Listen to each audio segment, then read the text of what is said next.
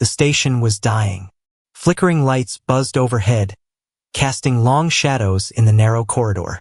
Technician Elian moved slowly, his bare feet brushing against the cold metal floor of Arca 9. His breath fogged in the thinning air, and every step echoed like a ghost walking through a tomb. He was alone. The others, scientists, engineers, security officers, they were all gone. Vaporized when the power core exploded 2 weeks ago. The Solari Compact had called it a containment event. That was their polite way of saying not worth fixing. Elian had survived only by accident. He'd been in the coolant shaft recalibrating thermal sensors when the explosion tore through the labs above. He remembered the blast shaking everything. Then silence. No alarms. No rescue teams. Just silence. He'd waited 3 days before the truth sank in. No one was coming. The compact had reviewed the data. Their drones had scanned the wreckage. They must have seen his heat signature. They must have known he was still alive. But the Solari didn't believe in wasting resources. Not for a low-level technician. Not when the data had already been backed up before the failure. The words still burned in his memory from the last message he'd received. All assets deemed unrecoverable. Personnel loss within acceptable threshold. No action required. Unrecoverable. Acceptable loss. Like he was a broken tool, not a living being.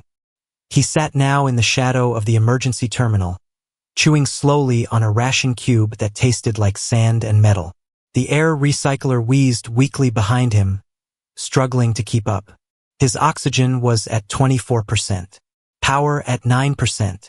He stared at the screen, where a simple blinking cursor waited. Signal attempt 37. No response. Elian swallowed. "What's the point?" he whispered to the machine. Still, he typed. "To any vessel within range. This is Elian of the Solari Compact, survivor aboard Research Station Arca 9. The station is compromised. Life support is failing. I am." He paused. "I am not ready to die." He hit send. The signal vanished into the stars, just like the 36 before it. Elian leaned back, closed his eyes, and listened to the low whine of failing systems. The silence was louder than sound now. He had stopped dreaming, stopped hoping, stopped imagining that anyone would answer. He wasn't even sure he wanted them to anymore. Who would come? Another Solari ship? They'd likely finish the job, erase the station, sterilize the area. But maybe, just maybe, someone else was out there. Someone different.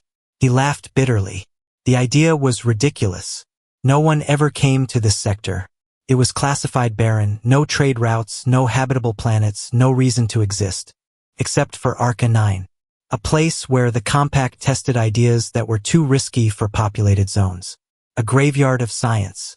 And now a real one too. Elian stood, his body aching. He returned to the main corridor, stepping over collapsed ceiling panels and charred walls.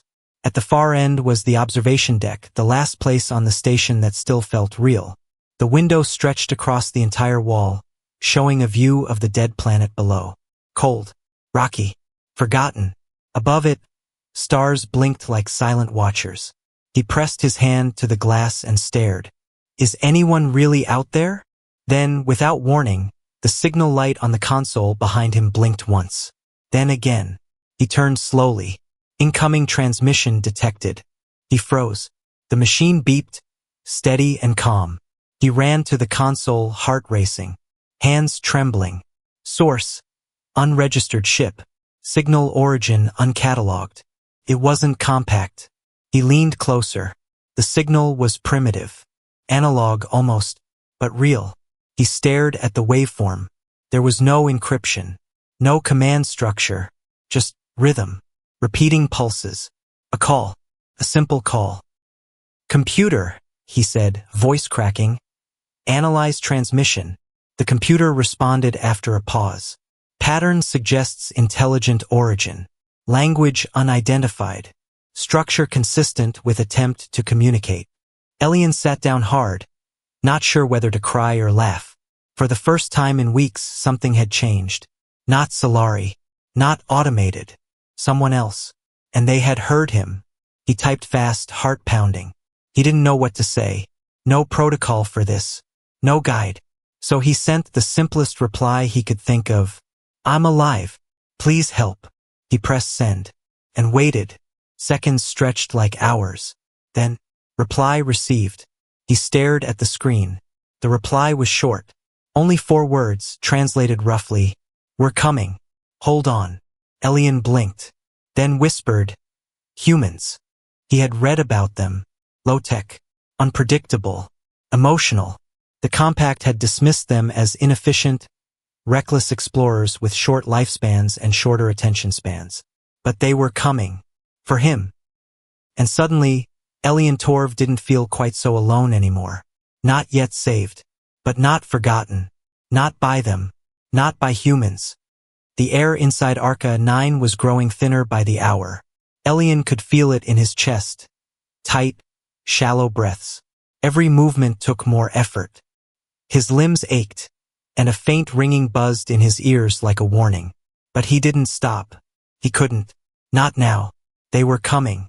Humans. That word alone kept him moving. He didn't know what they looked like or how they operated. He'd only read short, cold reports from the compact database.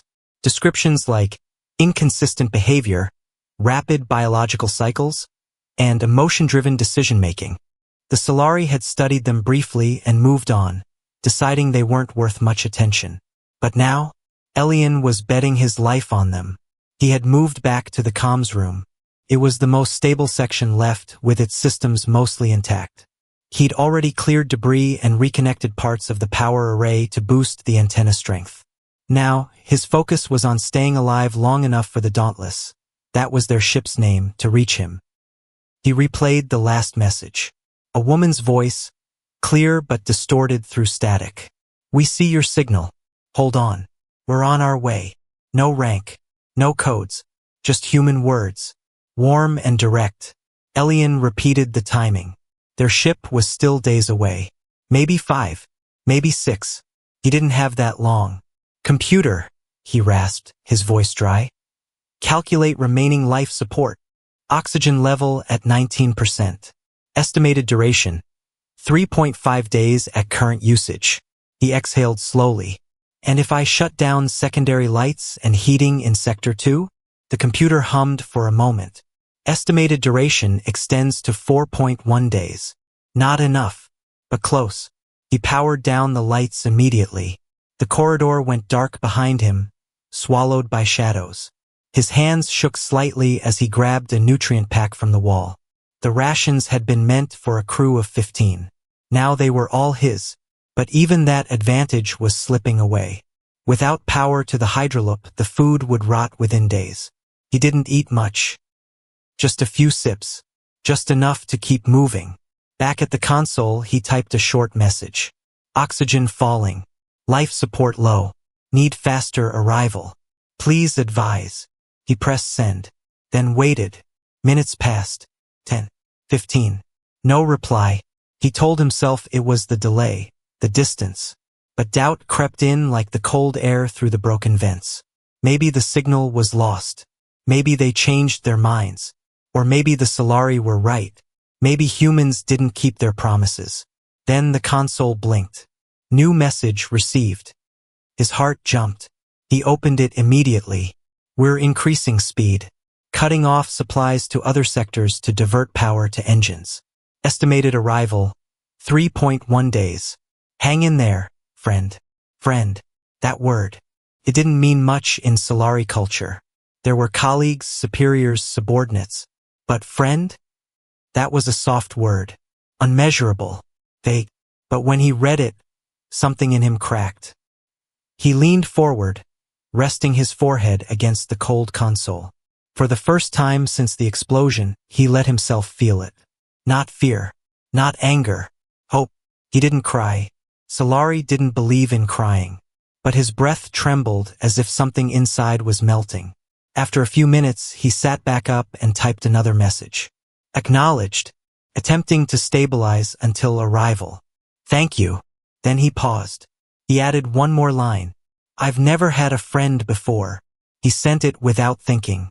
No reply came for a long time. He got up, moving stiffly through the dim hallway to check on the oxygen recyclers. One of the filters had clogged. Again. He opened the panel and began clearing it with shaky hands. Everything was coated in soot and ash from the blast. By the time he finished, his arms were numb, and the cold had sunk into his bones. He returned to the console, rubbing his hands together for warmth. The screen blinked. Message received. He opened it quickly. Well, you've got one now. We don't leave people behind. Elian smiled, a small, uncertain thing. But it was real. He leaned back and stared out the side window. Nothing but stars. But now he knew someone was out there. Not because they had to be. Not because of orders. But because they chose to be. He whispered into the silence. Please, keep choosing. Then he stood and moved again. He had 3 days to survive. And he was going to make it count. The lights were out in most of Arca 9 now. Only the emergency strips glowed faint red along the floors, giving the halls a haunted look. Elian moved through them slowly, careful not to waste energy. Every movement had a cost. The oxygen was thinner today. He could feel it. His breaths came faster even while he stood still. He knew the numbers, but now he felt the truth in his bones. There wasn't much time. Still, the Dauntless was coming. The humans were less than 2 days away now. Elian had set up a signal beacon at the top of the observation tower, one of the few systems that still worked. He boosted it using pieces from broken machines, splicing wires with trembling hands, fingers numb from cold. He hadn't slept much. He hadn't dared. The last message from the humans had been short but steady. Holding course. Full burn. See you soon. Elian didn't know what full burn meant in human terms, but he imagined it wasn't safe. Nothing about this felt safe. Not for him. Not for them. But they kept going. He checked the life support panel again.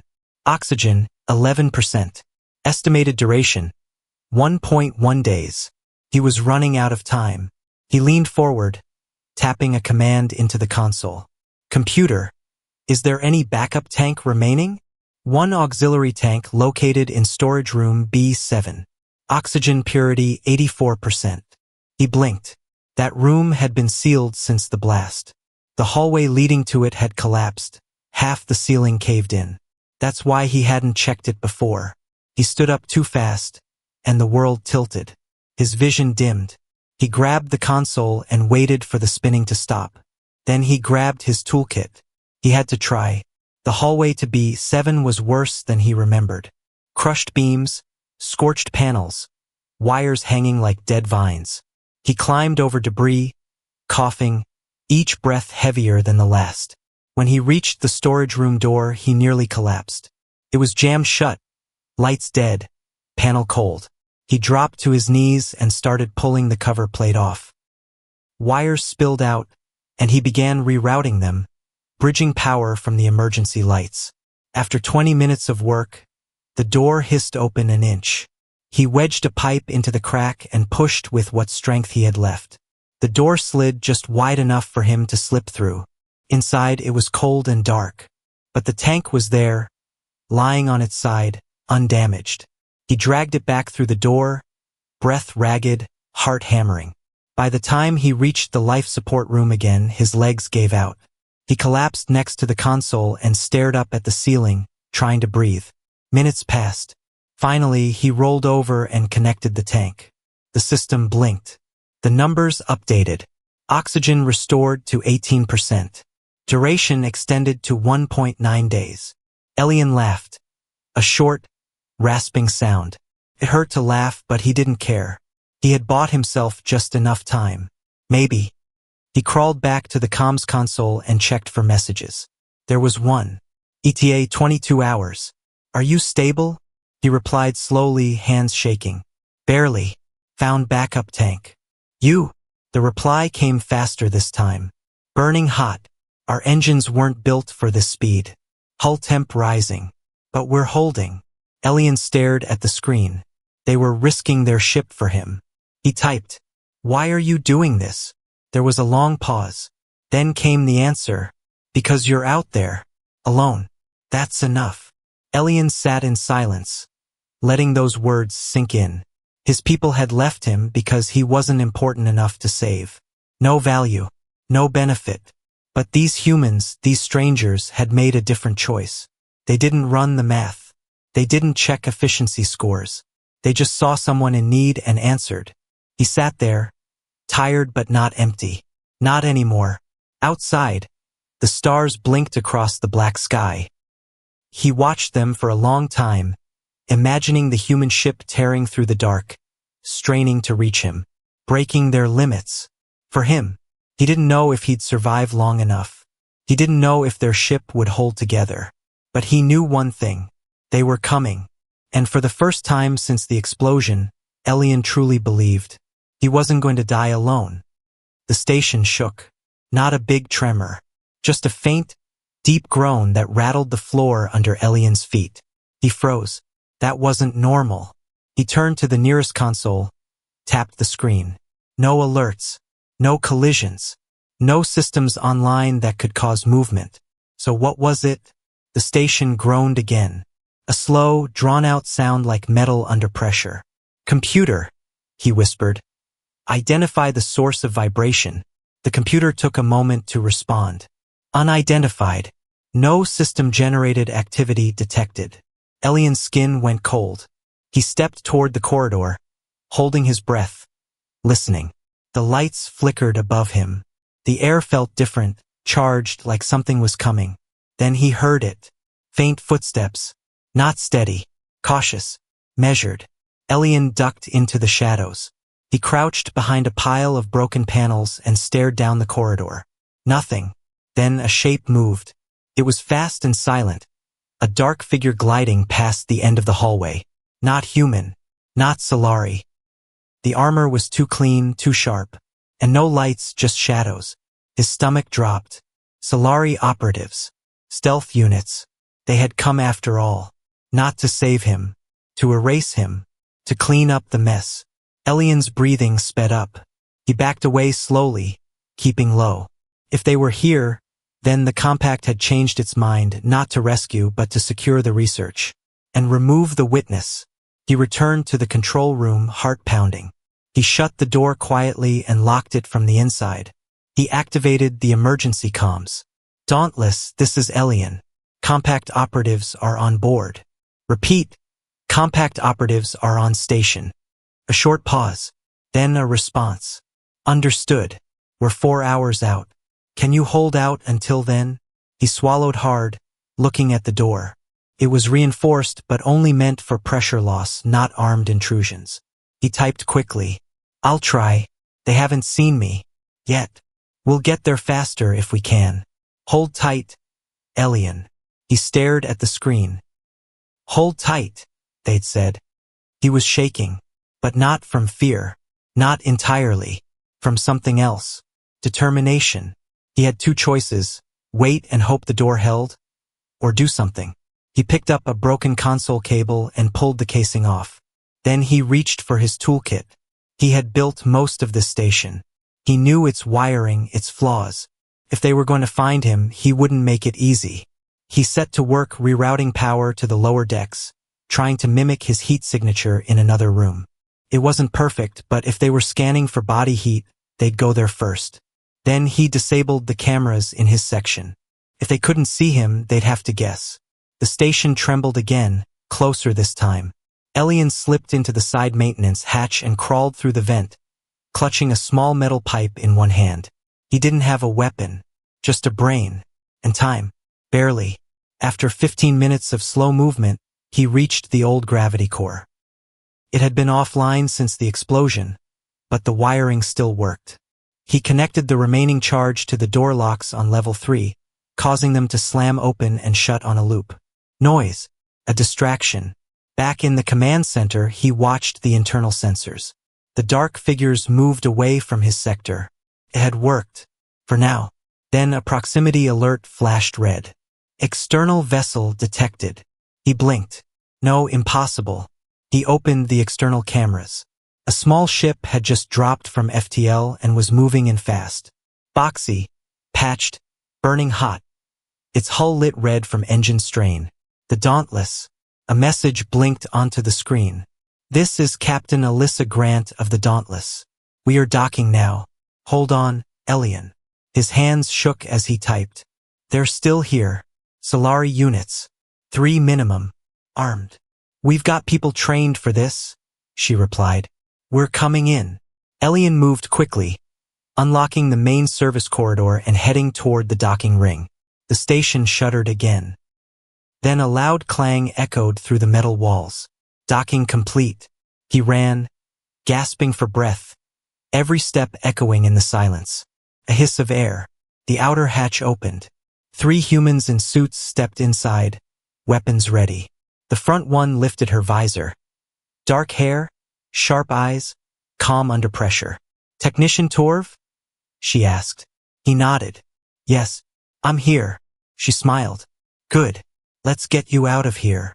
Behind them, the station groaned one more time. They didn't have long.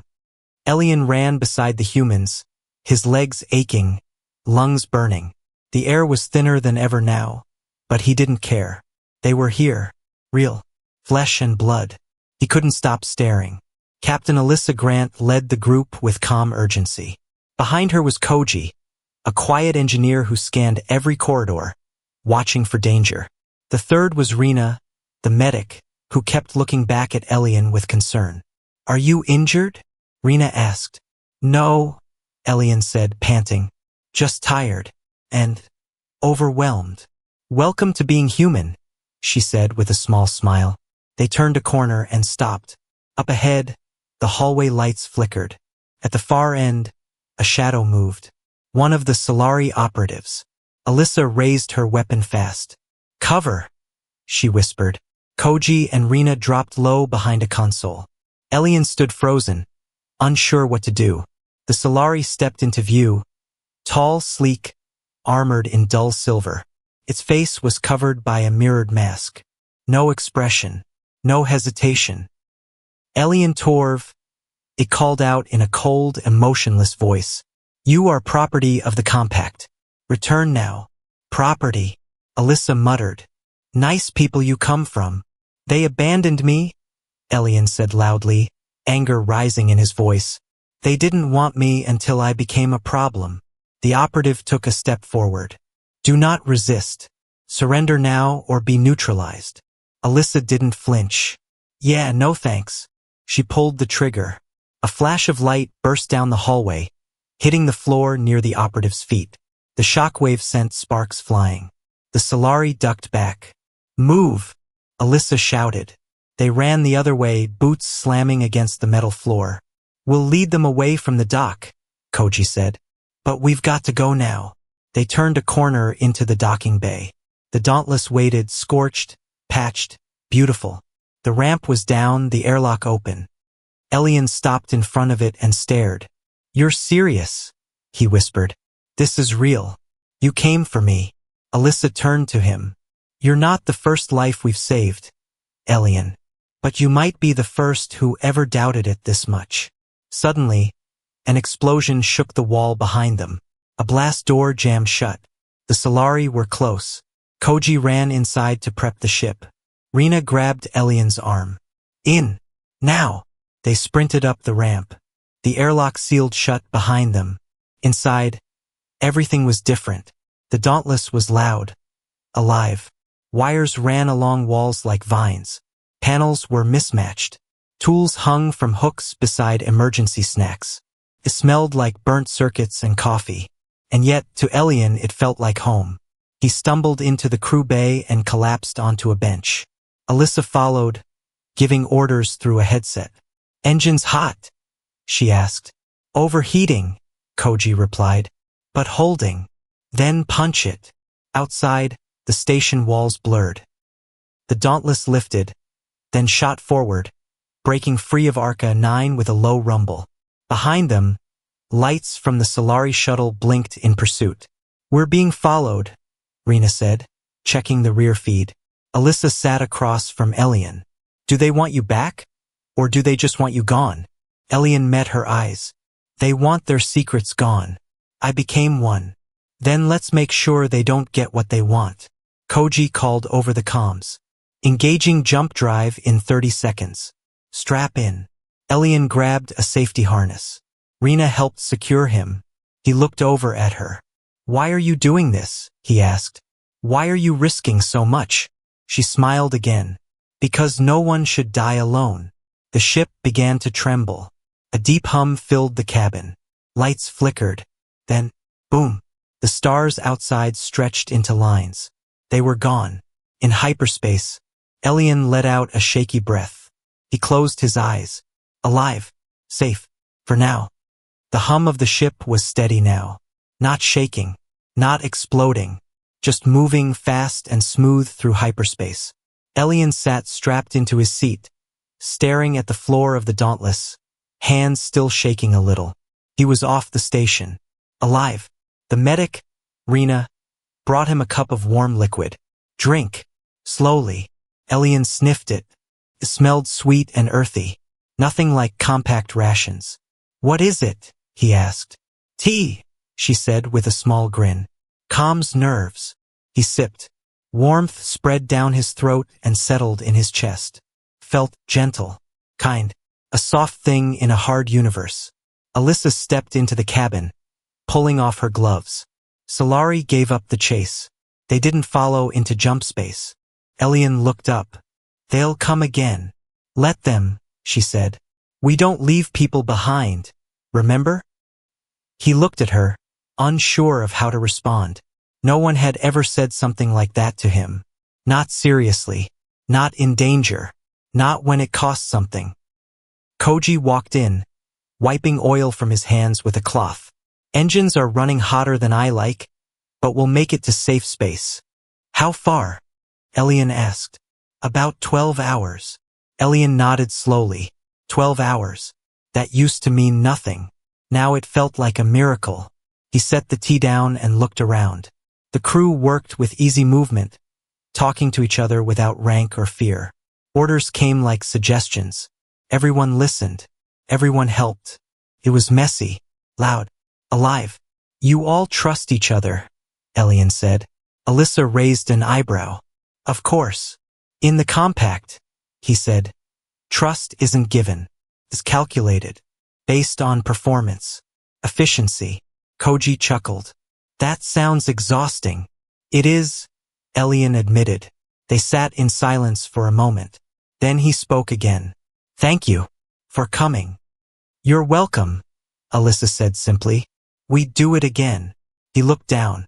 "I don't know what to do now. I don't belong with them anymore. But I'm not one of you." Rena leaned forward.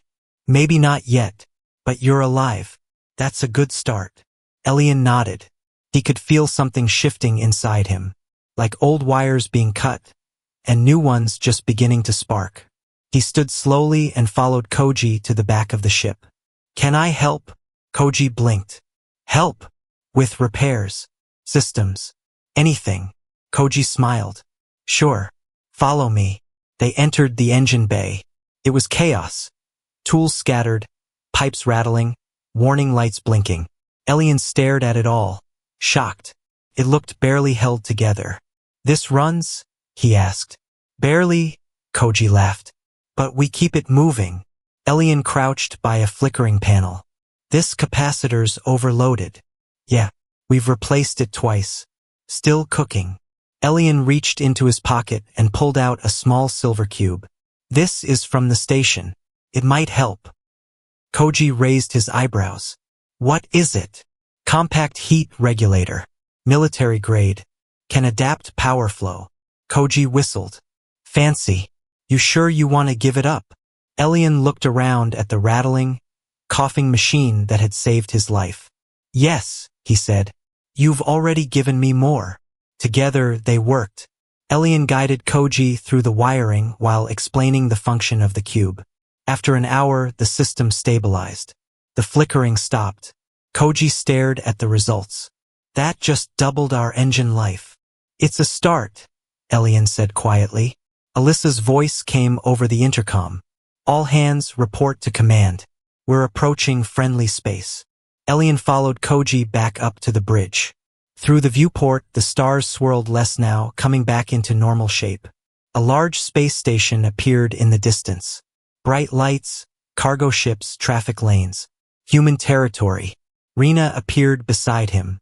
"Welcome to New Union Station." "It's beautiful," Elian said. It wasn't sleek or perfect, but it looked alive. "Free." Alyssa turned from the controls. "You've got a choice, Elian. You can stay with us for now, or we'll help you figure out your next steps." He hesitated, then said, "I don't know where I belong anymore, but maybe I'd like to find out." Alyssa smiled. "Then you're already one of us." The Dauntless slid smoothly into docking position. Elian stood at the viewport, watching the lights grow larger. His old life was gone, but something new was just beginning. The Dauntless docked with a soft thud, metal arms locking it into place.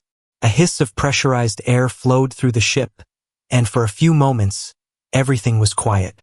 Elian stood near the main hatch, staring at the doors. His hands were steady now. His chest didn't feel so tight. He had slept a little, eaten, even smiled once or twice. A week ago, he'd been alone, forgotten, and counting down his final hours. Now he was here, alive. The doors opened slowly. On the other side, a wide hallway stretched into the bustling heart of New Union Station. Humans moved in every direction. Pilots, engineers, traders, scientists. Loud voices echoed. Laughter, arguments, music from somewhere. It was messy and loud, and full of life. Captain Alyssa stepped beside him. "You sure you're ready?" "No," Elian said, then gave a small grin. "But I'll step out anyway." She clapped him gently on the shoulder. "Good answer." They walked out together, the rest of the crew behind them. People turned to look, curious about the new arrival. Some nodded, some smiled, some didn't pay any attention at all. No one pointed a scanner at him. No one asked for a report. No one called him a loss. Rena walked beside him, holding a tablet. "I've set you up with a temporary ID. It'll help you move around until we figure out what's next." "What if the compact comes for me?" he asked. "We'll handle it," she said. He believed her.